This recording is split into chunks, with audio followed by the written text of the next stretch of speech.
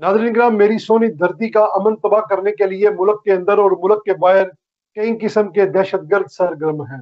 एक दहशतगर्द वो हैं जो बंदूक का इस्तेमाल कर रहे हैं, और दूसरे एक दहशतगर्द वो हैं जो कलम का इस्तेमाल कर रहे हैं, जो डिजिटल मीडिया पर बंदूक वाले दहशतगर्दों का दिफा कर रहे हैं। ये वो दहशतगर्द हैं जो बंदूक वाले दहशतगर्दों से ज्यादा खतरनाक हैं।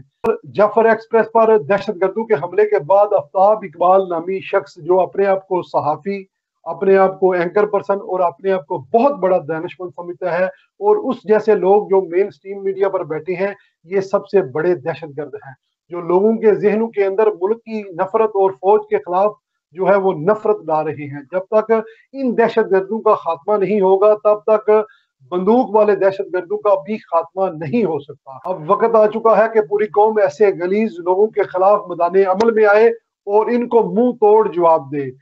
और हुक्मरानों से भी हमारी अपील है कि खुदाया तमाशाई बनकर तमाशा ना देखें, सियासत से बालातर होकर पाक फोर्सेस का जो है वो भरपूर साथ दें, ताकि सोनी धरती को इन तमाम दहशतगर्दों से पाक किया जा सके। ये जो महफूज धरती है, इसके पीछे पाकिस्तानी फौज की वर्दी है।